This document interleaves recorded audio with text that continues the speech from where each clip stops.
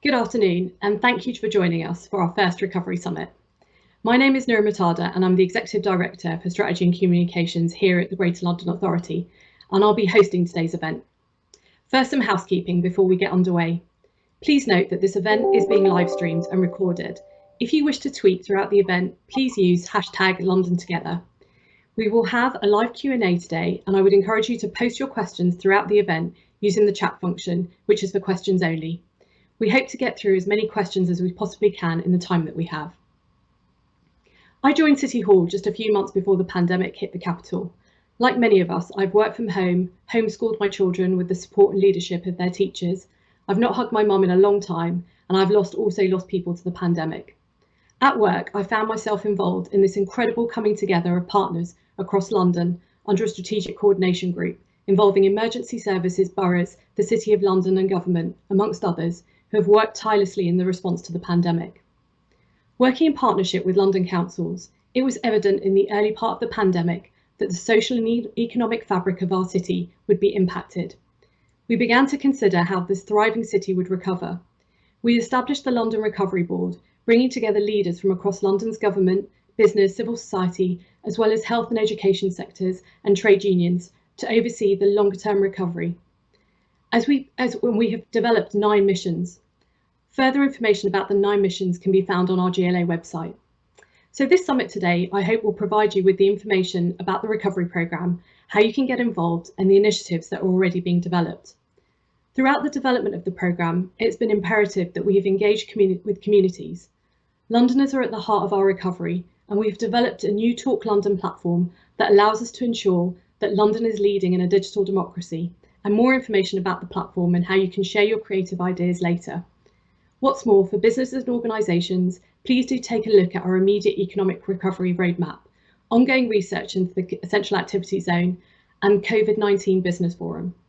If you're an organisation with a large reach into your neighbourhood, we'd love to have your support, and more on this later. I hope that you come away from today feeling excited about what is to come.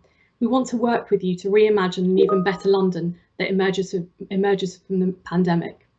So our session today will include an introduction from Jordan Kanu, who joins us as a Young People's Action Group member for the Violence Reduction Unit. Since last summer, Jordan has been an advisory member focused on ensuring that the voices of young Londoners are fully represented in all the VRU's work programme. Jordan will be sharing his story as a young Londoner experiencing this pandemic and what the future could look like. We'll then move to hear from the Mayor of London, who will outline the collective vision for the future of our city. We're then going to have a conversation led by the Mayor's co-chair of the London Recovery Board, the chair of London Councils and leader of Camden Council, Councillor Georgia Gould. Georgia will be joined by the Mayor and Professor Kevin Fenton from Public Health England, who is the Mayor's statutory health advisor.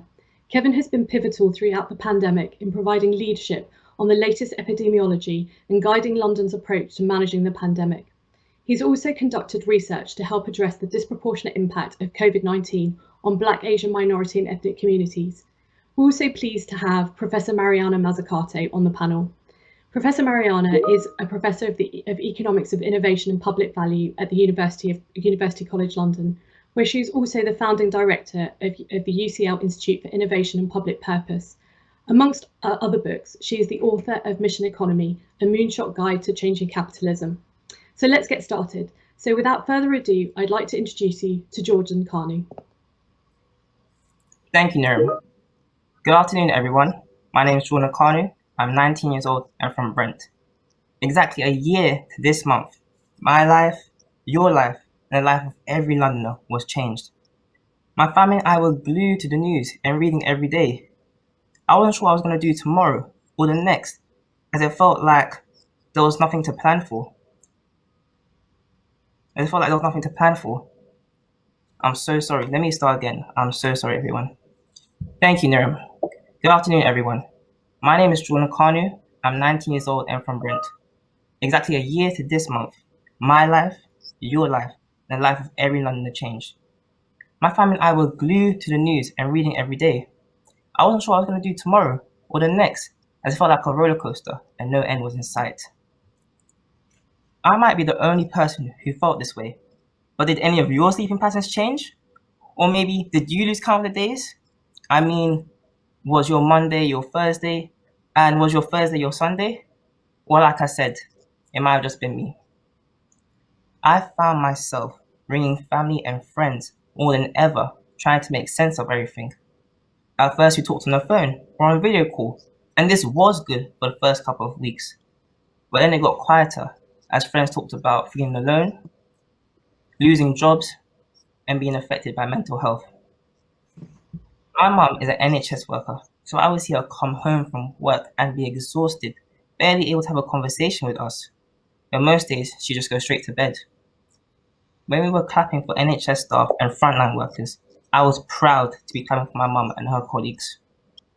Like many of my friends, we grew up being told to plan for our future, but I honestly felt like there was no future to plan for. For example, I can tell you now, I did not plan to sign up to the numerous online workout classes, one of the hardest being meditation. I enjoy basketball and being active, so the thought of me being still, fully focused in one position for a long period of time is something I struggled with.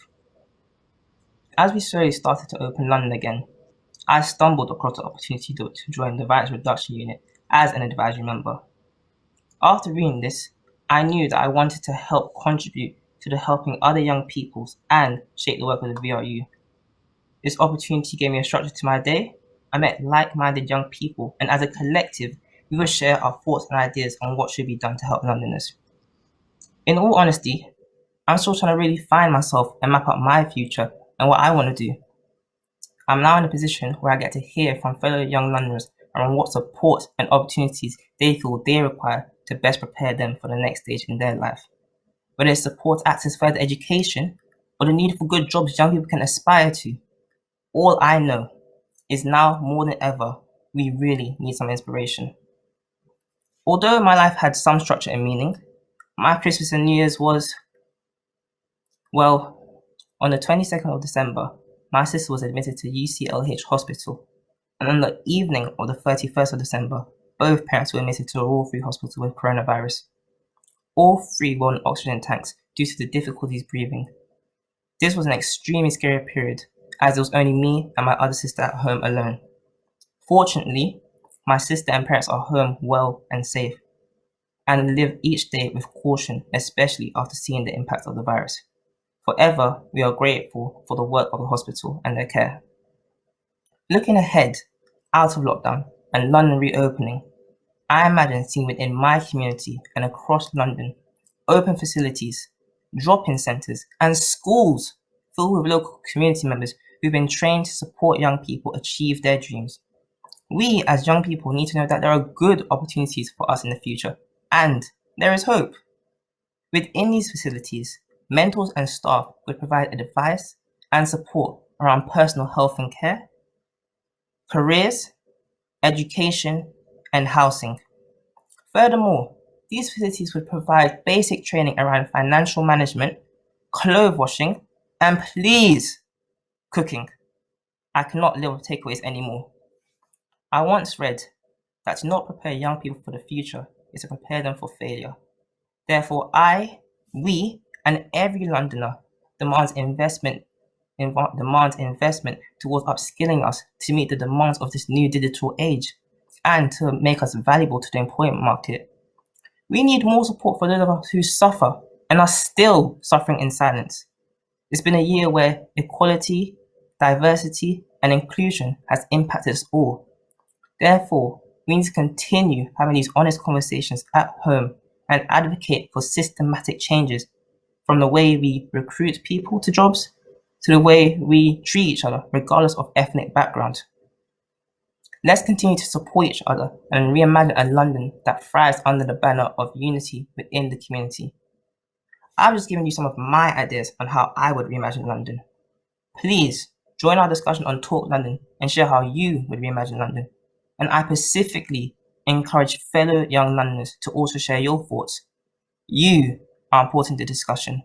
We are the future, and that's why we will succeed. Thank you.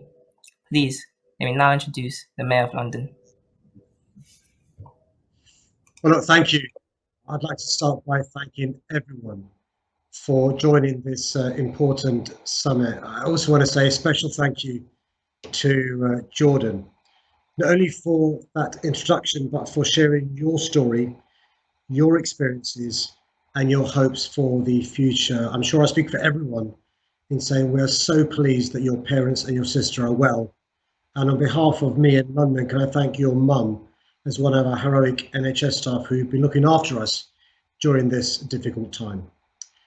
What you said brilliantly encapsulates the challenges we face as a city and why it's so vital for you and for every Londoner that we get our recovery efforts right. You know, over centuries, our city, London, has faced many dark and difficult times. But there's no doubt that the last year has been one of the most traumatic, distressing, and challenging periods in London's history. It's truly tested us all. And yet, the manner in which Londoners have responded has been inspirational. All the small acts of kindness and compassion, the food banks that stepped in to prevent hunger and destitution, the community and faith groups, many represented at this summit today, that have supported the most vulnerable. And of course, the way all our key workers, including Jordan, your mum, have bravely risked their own lives to save others and to keep our city moving. I've never been prouder to be the mayor of this great city. In 1945, Londoners rebuilt and renewed, working together to shape a more equal society from the ruins of war. A society which was only fit for the returning war heroes, but which opened the doors of opportunity for future generations of Londoners, including mine. And now it's our turn to build a better city, a city that's fairer, greener, and more prosperous than before the pandemic. This is what our recovery efforts are all about, working to put the dark days of the pandemic behind us and building that brighter future. For the sake of those who've lost their lives, for the key workers who've bravely served our city, and for everyone who sacrificed so much. This is an immense responsibility resting on our shoulders, but I'm convinced we can rise to the occasion and seize this moment. As I've said from the outset, it's going to take an enormous collective effort. We truly have a mountain to climb. And if we're going to reach the summit, we must band together and pull in the same direction. And that's why the role of the London Recovery Board is so crucial. It's bringing together for the very first time London's key public sector institutions, local authorities, trade unions, businesses, faith groups, and communities under one umbrella, with shared values of fairness, equality, and inclusion, and with a shared vision that the whole city can rally behind. Now, underpinning our efforts are 5 key objectives, which I do briefly want to touch upon today. First, we want to turn the tide on rising unemployment and the economic damage caused by COVID-19. Growing up on a council estate in South London, I saw firsthand the dreadful damage, division, and depressing waste of talent caused by the recession of the 1980s. So at the forefront of my mind is how we must deliver a fair economic recovery where we provide a better safety net for Londoners and where no one is left behind. That's why a priority for us is not only protecting jobs, but helping to create the new, well-paid ones that will give families the security they need. Second, we want to level the playing field for all Londoners by narrowing the economic, social, and health inequalities in our city. Look, the reality is that too many people are still being held back. That's why a crucial part of our recovery must be about rooting out the inequality, injustice, and yes, structural racism that continues to hurt our city, particularly those from Black, Asian, and minority ethnic communities. Third, we want to put young Londoners at the core of our recovery. As Jordan said, young Londoners have suffered dearly over the past year, missing out on school and university life, bearing the brunt of job losses, and being deprived of social contact during such a formative period in their lives. We simply can't let this pandemic result in a lost generation. Fourth, we want to make our city cleaner, greener, and more sustainable. This pandemic has been a true crisis in every sense of the word, but it could pale in comparison to another looming disaster, the climate emergency, which has the potential to be even more disruptive to our way of life. So, we plan to deliver a Green New Deal for London so that we can clean up our air, invest in green jobs and our green economy, and protect and improve our green spaces, which we've all come to value so much in recent months. And finally, we want to support our communities and make them stronger. Of course, many of the initiatives we're going to help deliver will cut across these 5 key objectives. And this is the case with the exciting announcements we're making today. This includes a joint commitment signed by key organisations across London to use their recruitment and procurement to maximise job opportunities for young Londoners, particularly those who've been hit the hardest by the pandemic. The organisations include the NHS in London, TfL, the Met Police Service, the London Fire Brigade, the London Chamber of Commerce, the University of London, the Association of Colleges, the London Jewish Forum, the Muslim Council of Britain, Film London, the TUC, and the Church of England. This is a really significant development because between them, these organisations employ nearly 500,000 people and spend over £73 billion a year in our city. I can also confirm today that utility companies in London have been working with us to bring forward an additional £346 million, which will create over 1,500 green jobs targeted at young Londoners from Black, Asian, minority ethnic backgrounds. But we know it's not just about creating new jobs.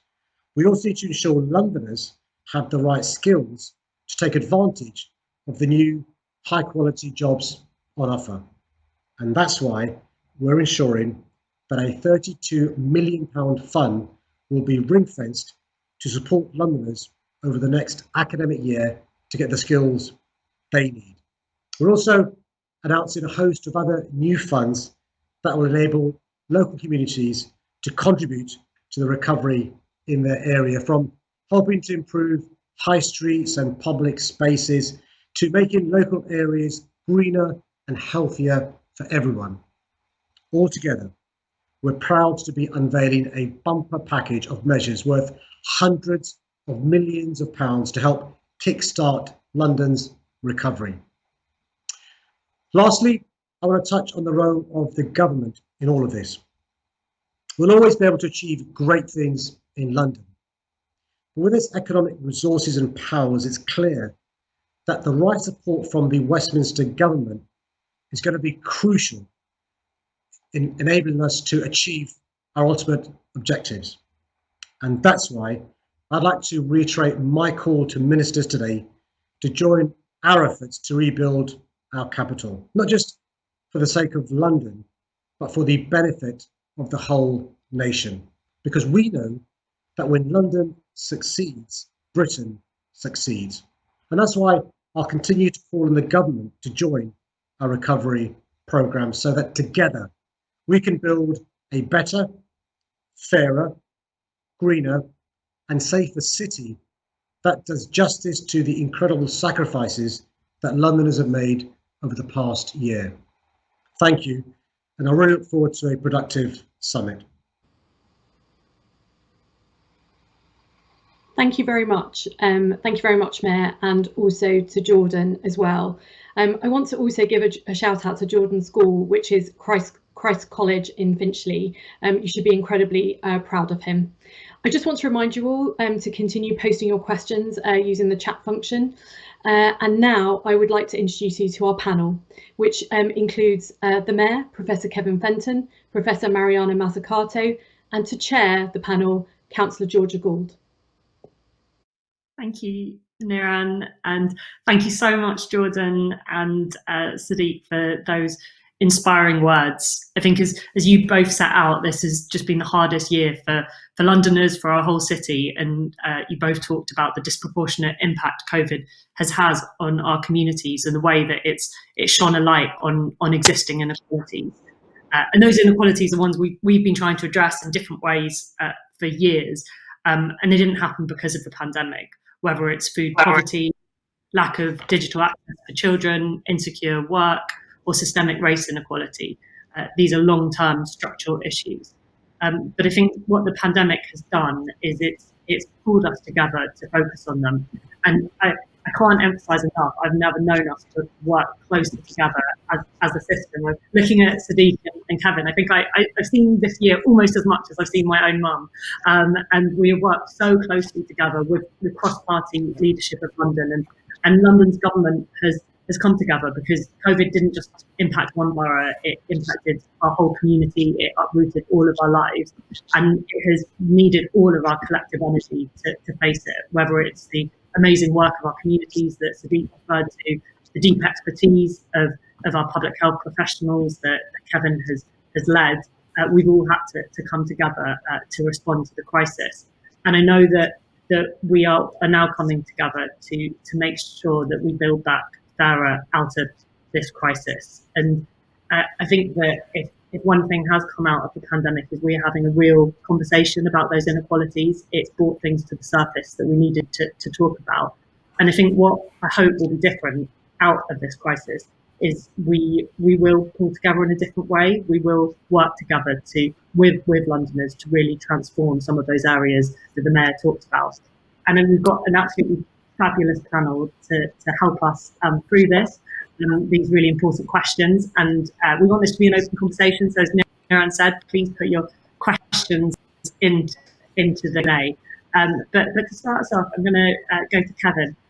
Kevin, you're such an important voice about raising those inequalities that the pandemic has exacerbated. You've done some really important research into that. Will you tell us a bit about what you found and how we can ensure that sits at the heart of the recovery? Thank you, Georgia, and good afternoon, everyone. Jordan, thank you for your amazing opening, and Mayor, thank you for this event. You know, one of the defining features of this pandemic, quite apart from its impact on our physical and mental health and well-being and the economic impact, another defining characteristic is its impact on inequalities. And these are systematic differences in the health, well-being, and health outcomes across different populations. We know that COVID has not been a great leveler, but in fact, it has disproportionately affected those living in much more deprived or socially excluded areas, Black, Asian, and minority ethnic communities, and among our city in London, among our key workers, those who are contributing to keeping our society and keeping our city running. The work that we did in Public Health England last year really confirmed during the first wave of the pandemic the drivers of this inequality and why certain groups were disproportionately affected. And we understood then that some communities are at greater risk of being exposed to the virus, for example, by the work that they do, the households that they live in, or the networks that they have within the community. And other communities are at risk because of conditions such as chronic diseases, uncontrolled diabetes, obesity, which, if you become infected with COVID, results in a worse outcome and an increased risk of death. But what we've also learned over the last year is that these inequalities are not can be prevented and can be mitigated. And over the past year, we have been working across the city to have a laser-like focus on health inequalities and to work across all of our partners and with the community to address these inequalities. So very briefly, I'm excited about the recovery missions and the approach that we're taking across the city, one in which improving health and well-being cuts across everything we do in the city. And second, as we had recommended in our report last year from Public Health England, that in our recovery efforts, we should approach recovery through the lens of equity. So we look at where disparities have been greatest and how we work together to address them. So I think there are three key things, Georgia, that I'm excited about with the recovery mission, which we will commit to doing moving forward. The first is ensuring that across the city, every partner, every community is speaking about inequalities and what we need to do together to address them. So whether this is in the COVID vaccine and looking at inequalities in uptake, or whether it's the ways in which people access our health and care services, we need to be talking about inequalities and what every part of the system is doing to address it. Second, we need to have the appropriate strategy as well as the governance, the ways in which we work across the city to address them.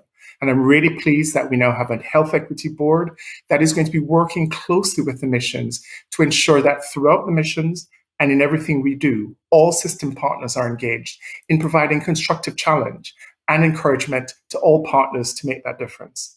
Finally, ensuring that we're using the best data to evaluate our progress and to ensure that we're looking at all of the activities in the missions to ensure that as we deliver them and as we scale them, we are monitoring the data, evaluating our progress, and bringing our communities along with us.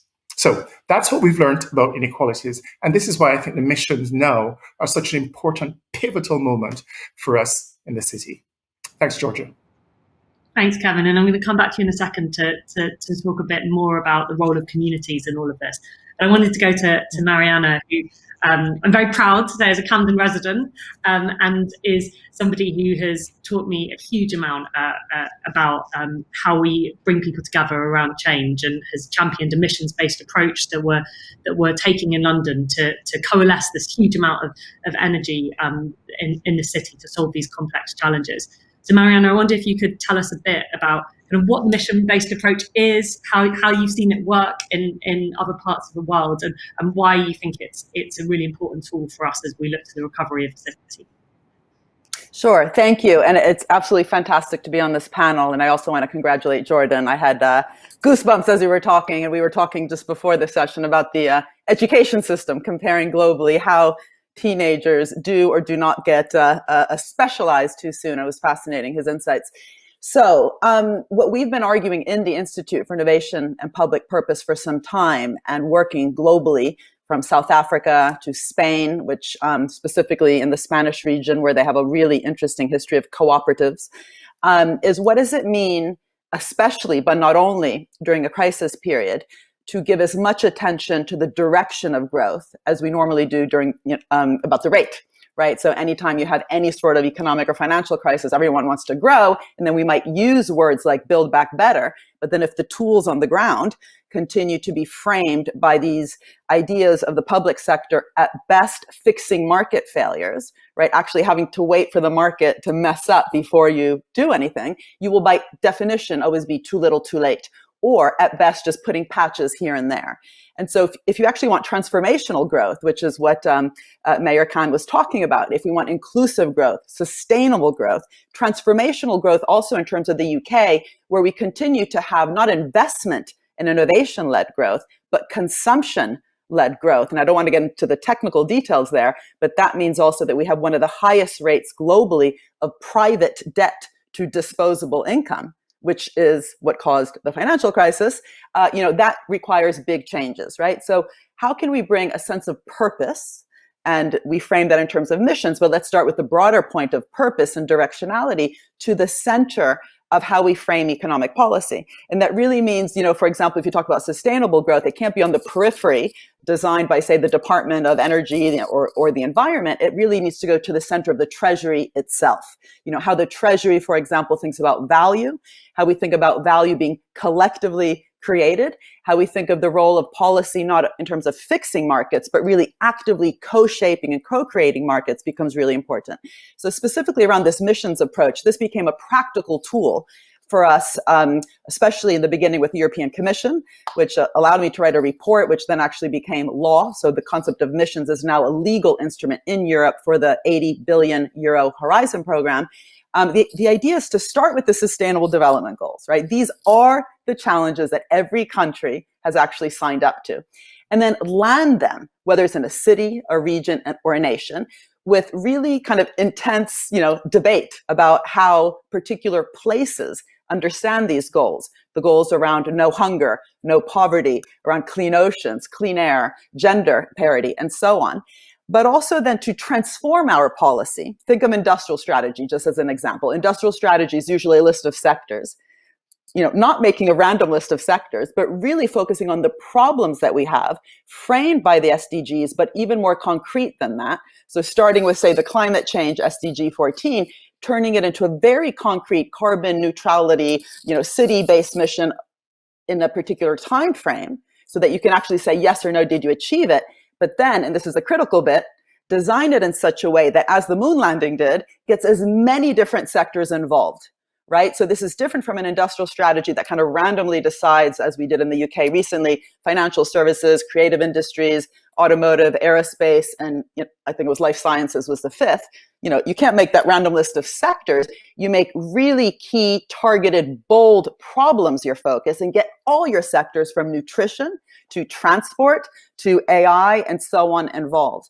But that, again, requires particular areas, right, of discussion. And so what's been so interesting working with you, Georgia, because we co-chair the Camden Renewal Commission, has been to land these discussions around, for example, sustainability targets around the housing estates, around youth crime, so really focusing on places like youth centers and transforming them into the best that the 21st century can offer. But the next step from the challenge to the mission to the intersectorality is all the different projects and experimentation that we actually need to welcome through policy design, ambitious mission-oriented policy design, to crowd in as much experimentation to actually fulfill the mission. So with the different missions that we've thought about in the Camden Renewal Commission, the first one is to, by 2025, every young person has access to economic opportunity that enables them to be safe and secure. The second, by 2030, those holding positions of power in Camden to be as diverse as our community. The third, by 2030, Camden estates and streets are creative and sustainable. And by 2030, everyone eats well every day with nutritious, affordable, sustainable food. That one, by the way, was inspired with some work that we did in Sweden, where they've begun with this very high-level mission about a carbon-neutral welfare state and landed it in the schools so that school meals have to be healthy, sustainable, and tasty. Forgot about the tasty one. So it can't just be IKEA meatballs, for example, right? And students actually being part of that co-design process. This is perhaps the most important bit, the co-creation and co-design part. So getting students and kids involved in the design of a healthy, sustainable, nutritious, tasty school meal, and then monitoring along the way. Are we actually getting there? How do you pivot and change just because you begin with a mission? If it goes wrong, you need to know how to change. And that kind of redesign of procurement policy, grants, loans, all these levers that governments have to be less about handouts, subsidies, or guarantees, and much more about crowding in all that experimentation across different types of actors. And I've said too much, so I'll pause here. But it's been absolutely fantastic working with Camden on this. Brilliant. And as we kind of take this missions-based approach across London, is there anywhere in the world that you've worked with that we should be learning from, that this has really worked in practice? Yes, I mean, I do think the Swedish model's been interesting, both in terms of, we shouldn't forget that, businesses are really, really important to all this, right? This isn't just about, policy here, policy there. How do you get also businesses interested in this? So this concept of stakeholder governance of businesses has been really interesting, how it's been kind of highlighted as a key part of the solution in Sweden when they talk about a carbon neutral welfare state, so that the public housing, public transport, public education, public school meals get delivered with this, aim of, for example, sustainability and inclusion within them. What does it mean to get businesses involved in delivering that? Through, in some cases, it does have to be outsourced, but you don't want to outsource government brain if you want, right? So inward investment within the state in order even to think about these things in a mission-oriented way, to welcome the risk-taking, which is really important because, in terms of that bottom-up experimentation that I mentioned, you will make mistakes. Something that venture capitalists brag about all the time, the risks they take. When a civil servant makes a mistake, they're on the front page of the news. So getting that kind of cultural shift, that a mission-oriented approach does mean experimentation and trial and error, but also in partnering with the private sector, bringing that concept of stakeholder value at the center of the contracts themselves. I think that's been interesting in Sweden and Austria and Denmark, where, for example, during the COVID recovery, they've introduced really interesting conditionalities. And I don't like the word conditionality because it sounds like a stick, but it's also a carrot. Conditionalities in the sense that the billions that are being, provided during this very, tense period are conditional on businesses not just getting bailed out, but transforming, right? So in Austria and Denmark, they had really bold conditions around tax evasion. If you're used to using, tax havens, sorry, you won't get a penny of the recovery fund. Or in France, President Macron was very clear. He said, we're not here to bail out business, but to help transform it in a green direction. So both the automotive industry and the airlines had to commit to lowering their carbon emissions in order to access their recovery. So I think it's both those sides, both the bold design, which the Swedish example gives us some interesting insights on, but also the contracts, the social contract between business, government, trade unions, but also civil society organizations. That doesn't happen unless it's actually in the contract itself. And the COVID moment, with these trillions being poured into the system, we can really learn from different countries and how they've done it really to really build back better in terms of that social contract. Brilliant. And Sadiq, when we start to think about what we've been doing in London, there's the kind of energy, I think, that's of the coming together of as Mariana talked about, the private sector, our communities, Londoners, and boroughs around some of these missions. And I wonder kind of what you thought, kind of what you're starting to see as those different sectors come together, and what you think the potential of us kind of working in a mission-orientated way together is. Well, firstly, George, I think you and I better bottle up the passion and energy from the two professors and Jordan and use that as steroids over the next period to help us with the recovery. But I think what's happened with the pandemic is it's necessitated a different way of working together. Unfortunately, Mariana's given examples of the state using the levers the state has in relation to conditions around recovery. We've not got the same powers, unfortunately. We've got some powers around procurement.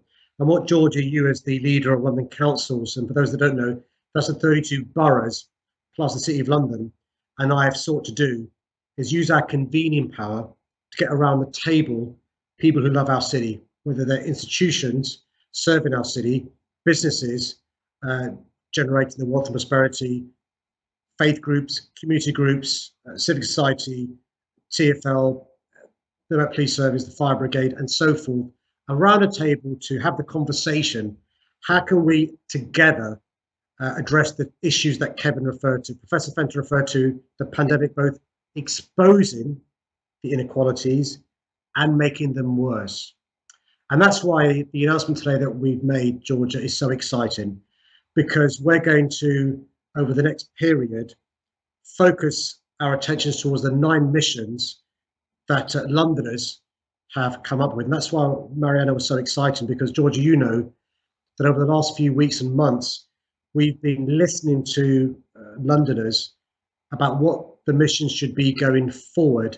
And the 9 missions that we've come up with haven't been imposed by me or by you or by government. They're what Londoners want and what we think will go towards our city being greener, safer and healthier. Yeah, and I think that point about how we work with Londoners is so critical. And I think Jordan talked about, I think really powerfully about what it meant to him to be part of conversations about the future of his community. And we hear that all the time. And I think one of the things, Kevin, we've been doing recently is having conversations with communities about vaccinations.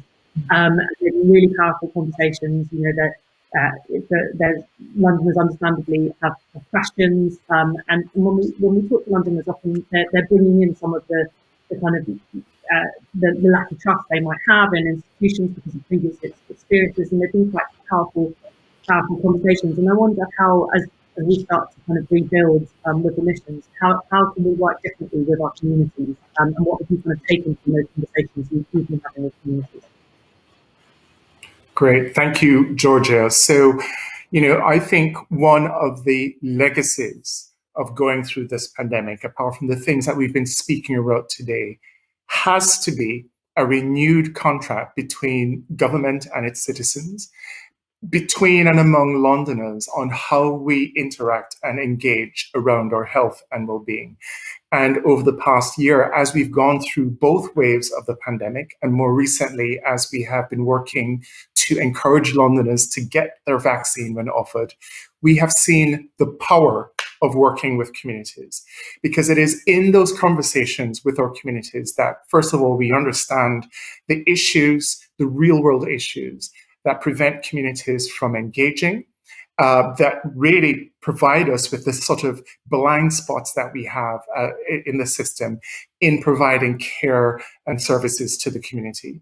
But it is also in the conversations with our communities that we're beginning to have insights into their priorities, such as missions, innovations which are required to really engage and to meet their needs, and ways in which we need to change what we have historically been doing to address those needs. So a great example is what we're learning about vaccines, and why some communities are hesitant in taking up the vaccine and why others are willing to do so. And we now understand from our communities that there are issues related to trust, issues related to safety and effectiveness concerns. But in conversations with our communities, we understand where and how to meet those needs and to address those concerns. So in summary, I think that what we have learned through this pandemic and what's been reinforced is the power of community engagement, it's the power of mobilizing our communities, and it's the power of partnerships with our communities to get to a better place. And I'm hoping that as we implement these missions, that we bring communities to the center of that implementation, taking these conversations forward together for a better London. So that's what I'm excited about, and I'm hoping will be a positive legacy of this pandemic. Thanks, Kevin. And I think that's exactly what we're seeing. And we're starting to hear Londoners refer to the different missions. Young Londoners talk about the youth mission as their mission. And, really these missions do, they belong to Londoners. And I think what's exciting about a mission-based approach is that it's open to everyone. We've got, some really ambitious goals for transformation, but they, it's an open invitation to anyone on this call to be part of making that a reality. I think one of the other things we've really seen throughout the pandemic is, I think, a kind of renewed appreciation of frontline public sector workers. I've had people write to me saying, how grateful they are seeing people take out the bin. I did have someone write to me recently offering to pay double council tax in order to support their public sector workers. So you've seen a real kind of shift in the way that the appreciation people have of the public sector. And I know, Marianne, something you've been kind of thinking and writing about is how the public sector can lead innovation and change, and the role that we can play in solving kind of some of these complex societal challenges. So I wondered if you could say anything about what you've observed around the role of the public sector during the pandemic. Sure. I mean, first of all, it's been very different in different countries. Two countries that did remarkably well, considering also where they are in the development path, are Vietnam and the state of Kerala in India. And that's not a coincidence. It's because they've actually been investing a lot in their own, what I call dynamic capabilities within the public sector.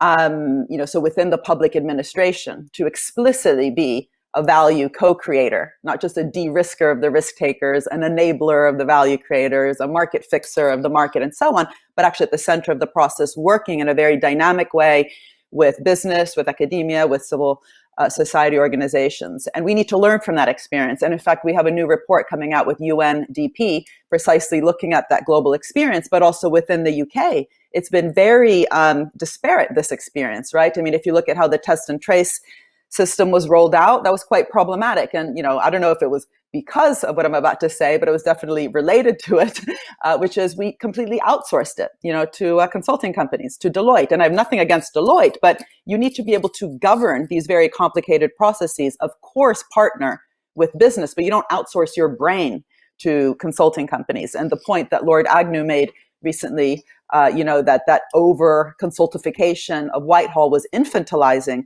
the public service, I thought was one of the most interesting things I heard during the pandemic. And that's very different from the vaccine rollout, which actually happened within a difficult but strong public community-based health system with GP practices really leading it, very much building on the trust that they have, as Kevin was saying, with communities. We need to learn from that experience. It can't just be like, oh, we did a great job. Well, actually, we did a lot of bad jobs before that. Let's learn from kind of what works, what doesn't, and make sure that the building back better isn't just a slogan, but actually really is captured by this kind of structural conditions of public sector investment, where organizations matter and organizational relationships matter. I just want to say one thing about the vaccine, because I think it is important to raise it, which is, it's great we have different vaccines globally, but first of all, we need to govern these public sector and private sector investments for the common good.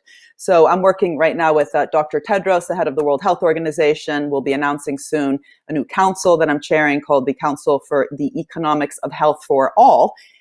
Health for all. This is a global pandemic. We are only as healthy as our neighbor is. So if some countries are hoarding the vaccine, that's a problem. That's what Dr. Tedros calls vaccine apartheid. Or if we allow the intellectual property rights, patents, to be abused, then that doesn't help us get what we might call collective intelligence around the vaccine. It leads to lots of rent seeking. So these conditions, these structural conditions, these relationships, how we govern innovation, as Kevin was talking about, we need innovation, but we need to govern innovation for the common good. And unfortunately, companies like Pfizer haven't actually signed up to what the WHO is asking for, which is a patent pool. AstraZeneca, by the way, has. And they also made sure that the price of the vaccine was much lower than that which Pfizer set. So even in terms of, it's not just different government experiences, it's also different types of private sector experiences. What can we learn? And how can we learn it in a non-ideological setting? This isn't about private good or private bad or public good or public bad, but how can we really get those symbiotic, mutualistic public-private partnerships and learn during this pandemic what has allowed certain experiences to really come out to be successful. And what I love about the Camden Renewal Commission, and especially your experience and how you talk about it, Georgia, is, you talk about, for example, what happened when you housed homeless people in Camden and certain hotels, and then thinking about how to bring within those hotels all the different types of services that people often have in kind of different places, and it's very hard to reach and hard to access, like Ken Loach films show us. What does it mean to actually have a user-friendly welfare state that is welcoming and that sort of comes to you and cares for you and nurtures you? And you learned from that experience with your specific experience with the Britannia hotels, I think, with the homeless, but similarly with the public health funds. Yeah, I think that investment in the public sector is crucial. I just wanted to make sure we got in some questions from the audience. So, Niran, I'm going to hand over to you. No, don't worry. So it's good to have a vibe.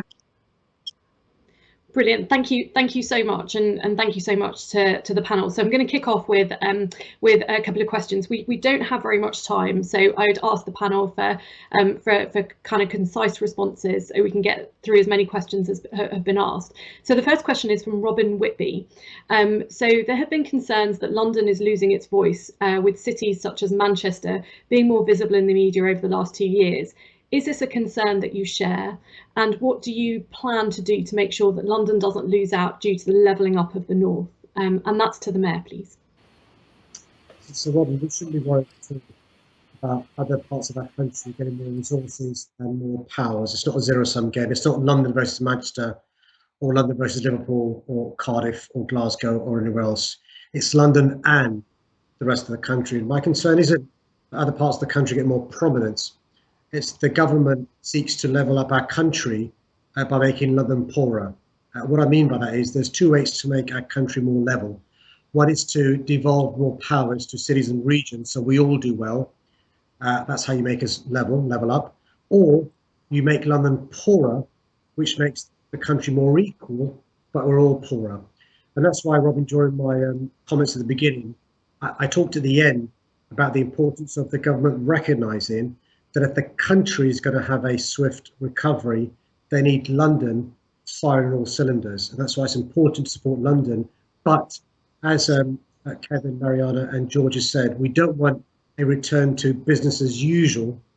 We want to use this awful pandemic as an opportunity to have a future that addresses some of the inequalities that Kevin and Mariana talked about. Thank you very much, Mayor. And I have one further question for you, and then I will come to the panel. And this has come from Pek Sen Tan, more specifically about the British Chinese community, and obviously the severe downturn in footfall in central London, including London Chinatown in response to COVID. So it's how are we going to help support this particular community? Yeah, so the East and Southeast Asian community in London, they're Londoners, by the way, have suffered hugely during the pandemic, both in terms of hate crime. Unfortunately, we've had too many examples of Londoners of East Southeast Asian origin being at the receiving end of hate crime. And secondly, a disproportionate number of businesses, particularly in concentrated parts of our city, Chinatown, suffering hugely. In fact, even before lockdown last March. And if you look at the 9 missions, Niran, you'll be aware of this, but for the questioner, the 9 missions looks at helping those communities that have suffered disproportionately, whether it's in relation to skills, in relation to high streets, in relation to support.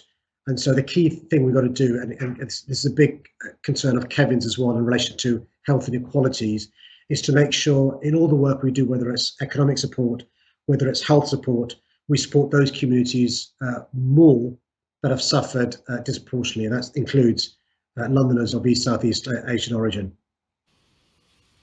Thank you very much, Mayor. And now a question to the panel, and we've received quite a few questions on the role of older Londoners, but I've chosen this one from Sean McKee, who asks, London has a reservoir of experience and skills in the older work cohort and recent retirees, so how can we mobilise them to help with recovery? And Georgia, I'll pass this question to you.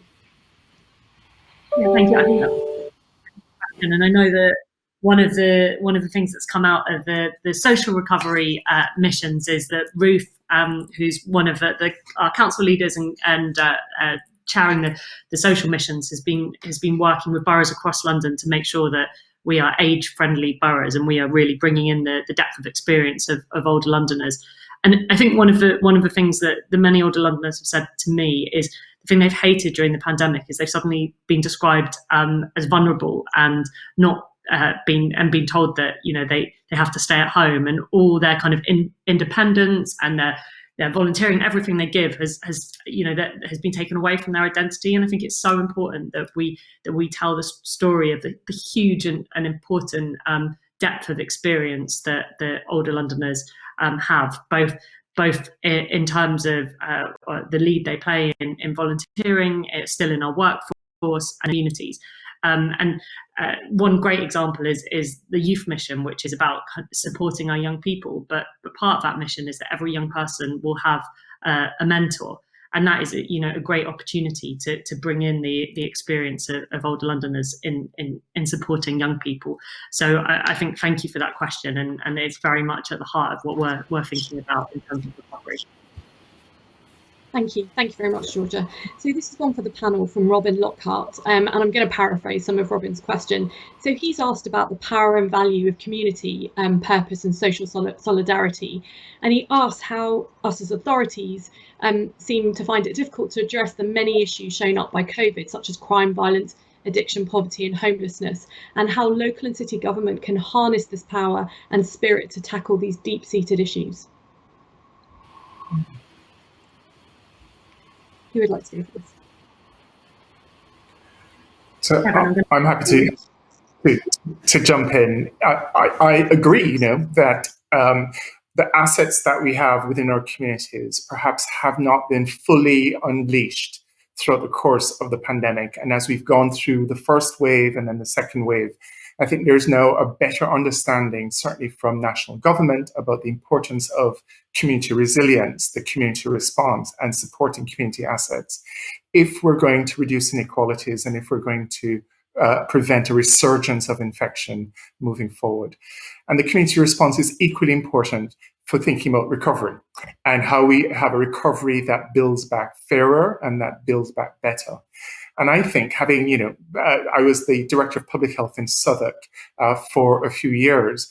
And one of the things that we know in local authorities is that local authorities are often best placed to both understand their communities, work with the communities in ways that matter to them, and to prioritize scarce resources so that they have the greatest impact locally. So as part of this recovery, I would hope that, and I'm convinced that, bringing communities closer to designing programs, implementing strategy, and thinking about innovation is going to be key. Brilliant, thank you very much. Georgia, did you want to come in? Yeah, reflecting on the question, I think it's something that we have been kind of leading and doing throughout the pandemic. And what I think Sadiq spoke about in his speech is the kind of, before we even started to mobilise, mutual aid groups were springing up and in every street and estate across London, and the way that Londoners came forward to support their neighbours was really extraordinary. And the job we've had as local authorities and City Hall is making sure that we are getting behind those efforts and we are supporting that community leadership. So we really can make the most of those community assets. And we across London now have kind of set up food distribution that works alongside community organisations. But I think what's really important as we look at these missions is recognising that the resources are already there in our community. When we had knife violence in London, it was young people who were scared about their safety. It was parents who were scared for their young people who first came forward, full of the pain and the trauma of it, but also ideas to change things. And through the Violence Reduction Unit that the Mayor set up, we have been working in communities to hand over power and support that change that is led by those who experience it, because no one is better to really make change than those who are experiencing challenges on a daily basis. And I hope that these missions will come alive on the ground. If we think about the High Streets mission, which we're really delighted that there's £4 million fund for it, that is for local people and businesses to shape the future of their high streets together. How do we make those places where people are healthy, where we access creativity and culture on our doorstep? And these missions will only come alive, I think, in our communities. Can I add something to that? Is that okay? I think that point is critical. So this kind of co-design and co-creation, which is often, at the tip of people's tongues, but then to make it real, coming back to my earlier point, it actually has to be real in terms of the contracts. We sometimes have to ask ourselves, do we even have enough institutions like citizen assemblies where, by the way, during Brexit, citizen assemblies were actually very interesting places for the debate, the contested debate, whether it's the right or wrong thing. And I think that, as we land these missions in concrete places, like we were talking before about housing estates, that absolutely then requires, housing associations and citizens living on the estates actually being genuinely, not tokenistically, part of that process. And an example of where it can be tokenistic, I think sometimes, for example, trade unions are often asked to talk about things like the just transition, right? When we transition to a greener economy, some jobs go, and we want to make sure that people are being invested in.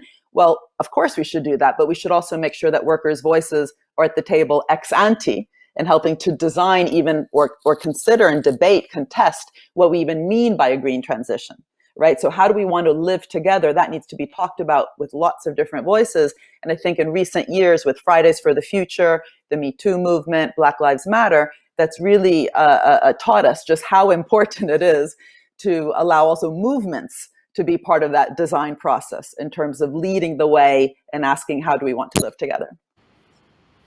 Brilliant, thank you so much. And you know, coming to another cohort, and Jordan was a good representative of them. So this is around young people from Rosary Watt Awareness. So young people will be especially hit hard by the economic fallout of COVID. And at the same time, many youth organisations are struggling financially, and we'll need those organisations to help young people and make the most of the initiatives that we've announced, like Green Jobs. And they're often crucial in supporting young people to a point where they can, you know, they can take things up. So how can we make sure that the system of support doesn't disappear? So I'm going to come to Georgia, you first for this question, if that's okay. Yeah, I mean, I think the investment in youth services and young people is absolutely critical. And whenever we talk to young people, they often tell us that youth services can feel like a family, can, you know, feel like the place that they can find sanctuary and support and growth. And unfortunately, as a result of the cuts we've seen in local government funding, we have seen a reduction in youth services across London, and you know, that is really disappointing, and part of the reason that as London councils we're really pushing for investment in local government, because local government is the way that we will properly fund youth services. But I think that the youth mission has a huge ambition that every single young person will have access to youth provision, and that is something that the mayor and London councils is absolutely getting behind. But so are the other kind of institutions in London, and we have, you know, amazing creative organisations that can do so much in terms of the youth offer. So I think that, you know, part of the mission is to mobilise funding and support for youth services, and to raise the profile, I think, of the really important work they do. Thank you so much. Okay, and I have another question here from Samantha Whiteside, and Mayor, I'll come to you on this one. So will we be recovering as a London city, or will we be able to recover at the pace of our own boroughs? I think there'll be different parts of our city and different sectors recovering at different times. The key thing is not to have the usual suspects doing well and the usual suspects not doing so well. What I mean by that is that actually this pandemic has exposed the inequalities in our city, and that's why all of us in London, I call them Team London, have got to come together to make sure that the recovery is a fair one. What I mean by that, look at the 5 sectors that have suffered the most in the last year. They're the ones affected by footfall: retail, hospitality, culture, leisure, and tourism. We know that the boroughs in London which have the largest number of people furloughed are the boroughs that are the most deprived. Also, by the way, the boroughs where there's the largest health inequalities. Also, by the way, the boroughs where there's been the least take-up of the vaccine. If we have a laissez-faire approach, just, you know, cross our arms and hope for recovery to occur, those boroughs won't do as well. And so the work we're doing as a recovery board is about making sure there's recovery targeted towards the boroughs and parts of our city that need it the most. And that's why I want to thank the anchor institutions who've been quite remarkable in relation to working together to use their procurement power to make sure we target opportunities towards those young Londoners who need it the most. And so that means that we'll use the £70 billion, the hundreds of thousands of jobs being created towards those parts of our city that need support the most. By the way, over the last year, more than 300,000 Londoners have lost their jobs. The trick is going to be to get them back into work as soon as possible to avoid a 1980s type recession. That's the real challenge we've got facing us. Thank you, Mayor.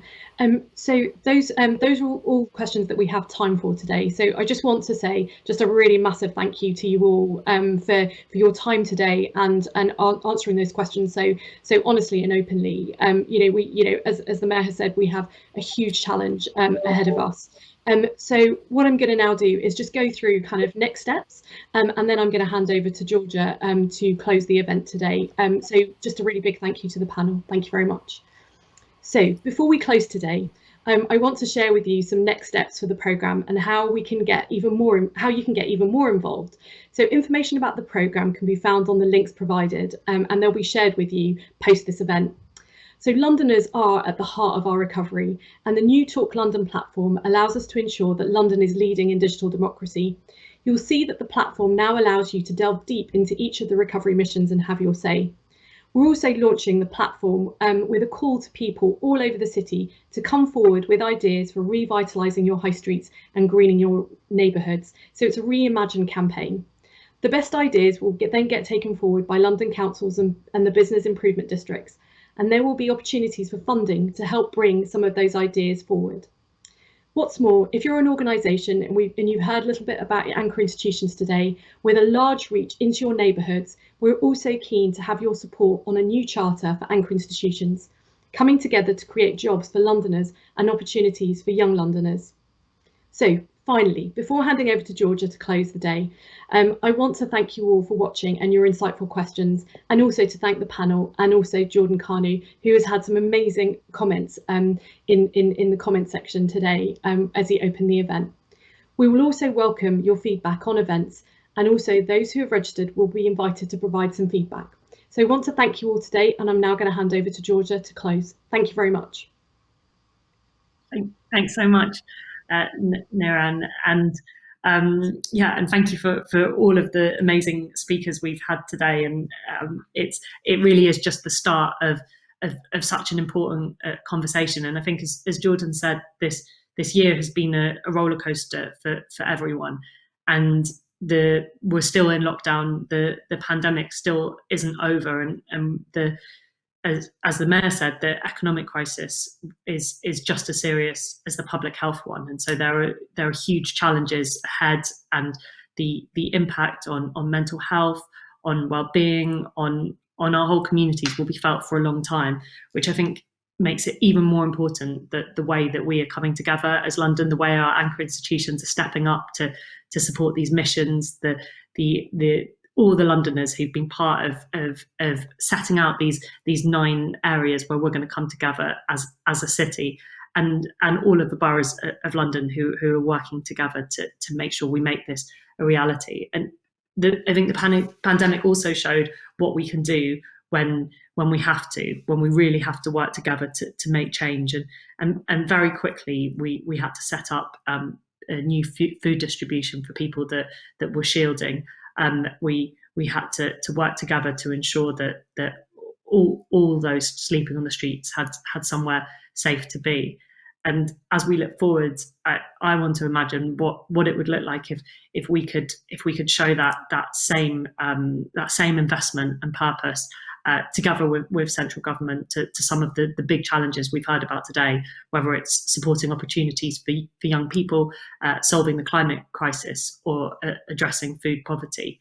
And I really do believe that in this city there is so much creativity, there's so many ideas, there's so many amazing people, and we heard from Jordan today, but our city is full of extraordinary young people like Jordan, and I think together we can make a big difference, and we can solve some of these challenges. So thank you for being part of the start of this journey, and I hope that we will hear the ideas and reflections on the missions that come back after this conversation, and we'll have a bigger conference in a few months where we start to really plan out how to make this a reality on the ground.